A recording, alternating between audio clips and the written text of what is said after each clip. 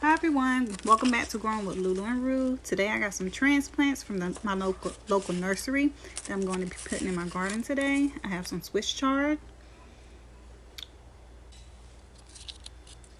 I have some dinosaur kale.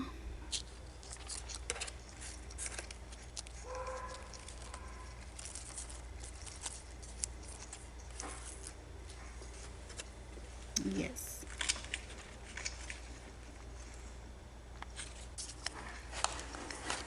I also have some golden beets. It's multiple beets in here, so I'm just going to blend them all together. But I got these trays for $3 each, which is not a bad deal. You get 6 different sales for $3. So yeah, I picked up 2 packs of these.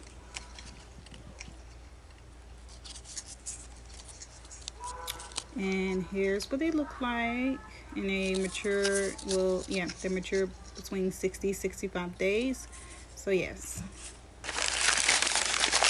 Then I also got some red onions. I got a half a pound of red onions for $1.99. So they'll be ready to plant and ready for the spring. I have some spinach and some giant mustard greens. I'm excited to try these. They look so pretty.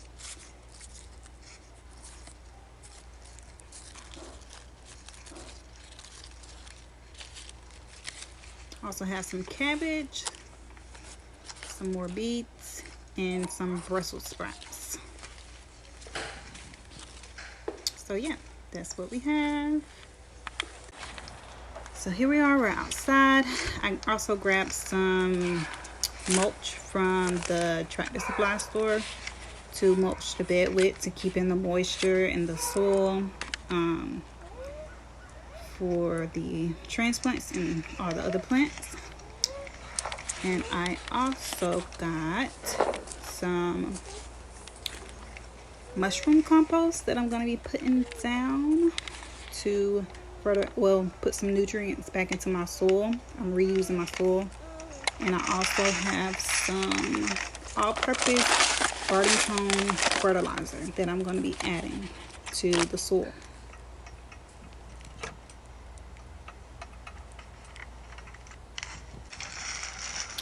Okay, you guys, so here we are. I'm inside the greenhouse. I'm going to just throw in a couple bags of mushroom compost to the beds. I did put these beds in the ground. I did have them raised up on the ground, but I decided it would be much better for the plants to come in contact with, you know, the natural native soil, and also with the worms. Yeah, the worms really help decompose and, you know, help the plant. So I'm adding this compost to feed or put nutrients back into this soil from the raised garden beds that I had, because it wasn't really much any good nutrients coming from it. So I think it does a lot better when it comes in contact with the, you know, natural ground. Mostly for the worms, because the worms, it just helps out as long as well as the other different microbes and, you know, bugs that live in the ground, and helps decompose the soil.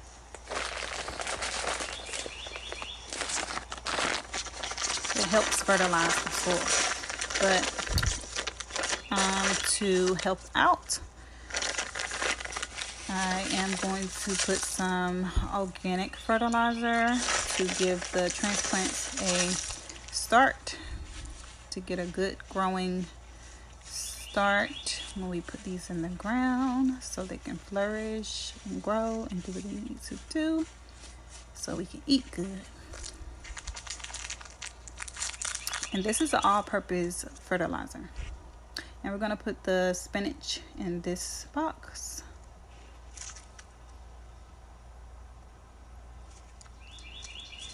Yeah, so this is all-purpose fertilizer, so it's, you know, everything that you need to fertilize the soil, like the NPK. So N, P, and K, all-purpose fertilizer. All the nutrients that you need for things to grow. So we're just gonna pop all these spinaches, really nice roots, good and white. It's perfect time to transplant these so they don't get too root bound either.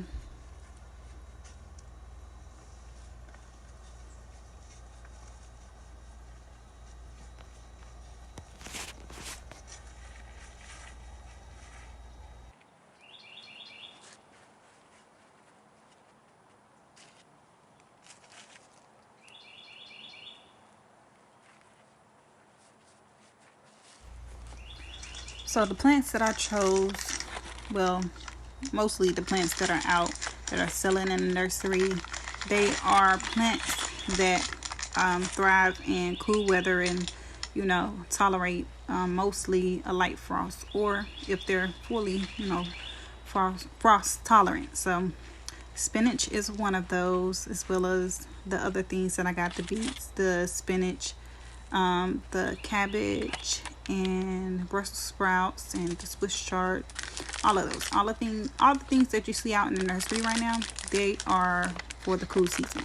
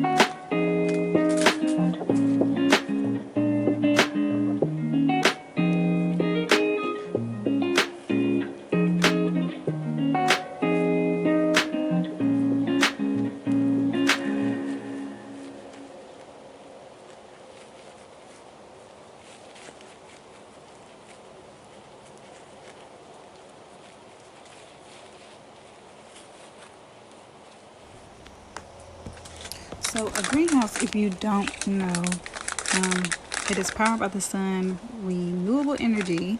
Greenhouses, polytunnels will increase the range of plants you can grow in your garden.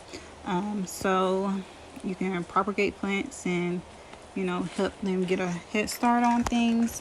Also, you can get a head start on your greenhouse to prepare your seeds for the next season.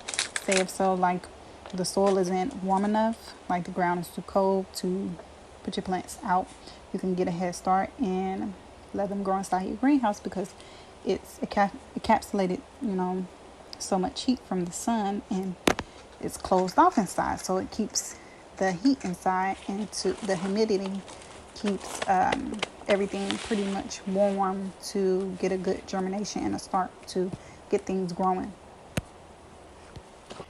So I'm going to put this purple cabbage back here. Gonna lightly dust the hole that I'm putting the cabbage in with some all-purpose fertilizer. And yeah, she's pretty dry, but I'm going to fill up the hole with some water and just backfill her with the dirt surrounding.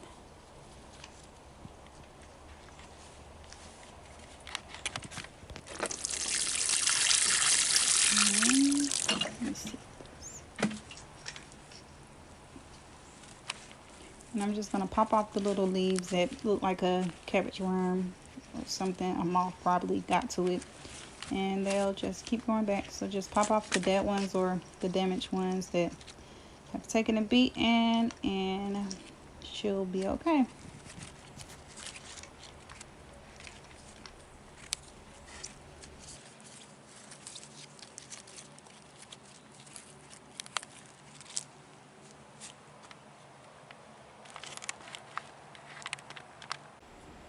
So I'm going to put some cabbage back here.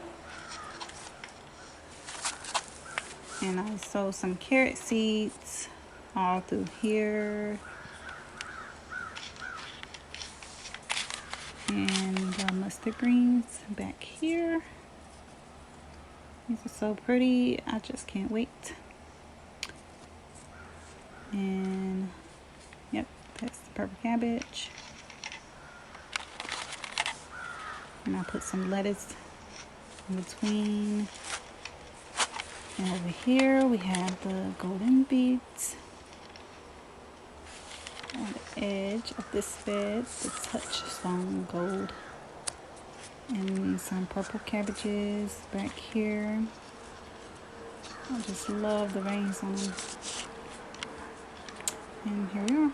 They're about a foot apart.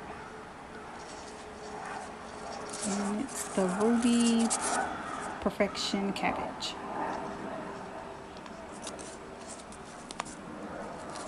And the Swiss chard are back here.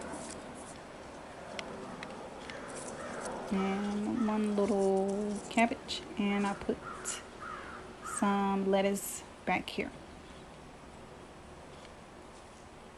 But yep. And I just pop these struggling leaves off, and she'll be okay.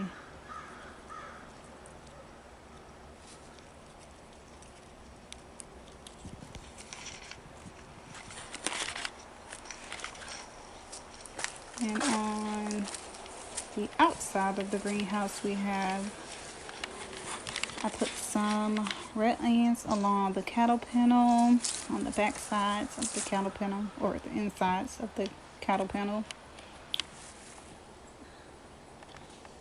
Some red onions. And I put some dinosaur kale on the ends, and in between I put some sugar peas to grow up the panel. And I have some more dinosaur kale over here, and they're about, dinosaur kale. And I put these about 1.5 feet apart. And some more Swiss chard. It looks so pretty with the stem, the colorful stems.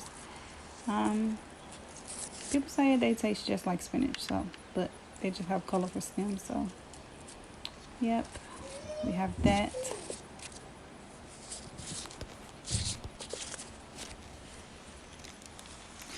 And over here we have my tomato plants that are still thriving and surviving. I have so many tomatoes. My cherry sweet 100s and my aromas and my mortgage lifters, they're all still coming in pretty good. I'm gonna just go ahead and chop them down to the base of them. but I went ahead and sowed some sugar peas in between so they can grow up the trellis back there.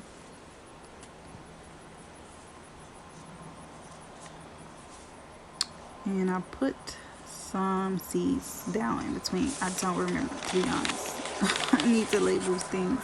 And I have some giant mustards over here in this bed, and around I put some radish seeds around for like ground cover. And then here are the Brussels sprouts. There's a little yellow one, so I'm gonna pop that off.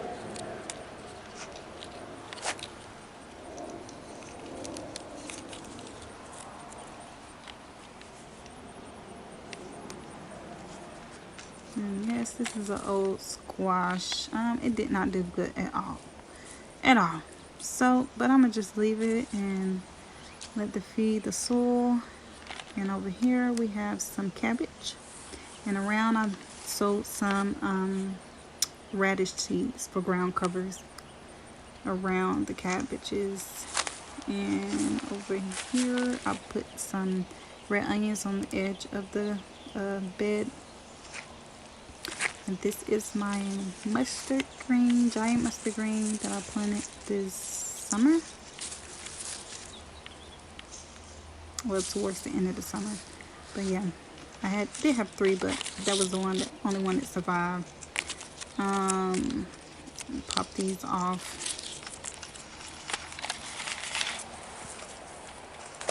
And look at the marigolds. I planted these from seeds. Oh my goodness, they're doing so good.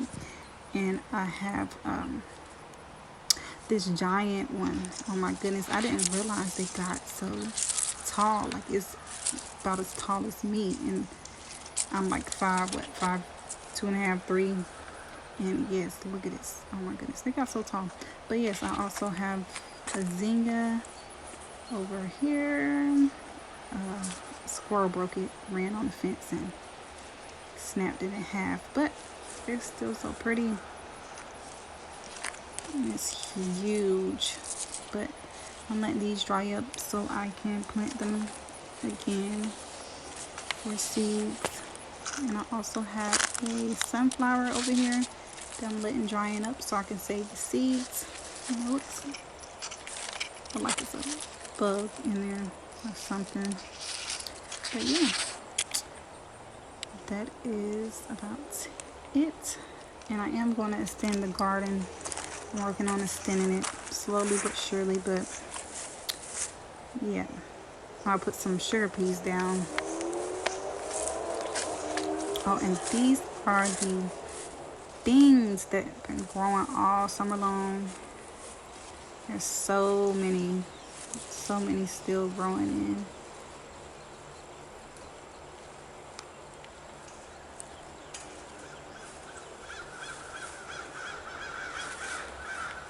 But yes, we got a really good harvest all summer, and even until now. It's like, what, October? But I'll probably pluck these and save some to dry out to have some seeds to save. But yeah, and I have some Swiss chard over here, and in between I have some sugar peas to grow up the trellis. It's a yellow one and a pink or red one, or pink, yeah. And then the sugar peas in between to grow up in between the cattle panel. And I'm gonna put my mulch down in the next couple of days. But yep, that's what I got to mulch the soil.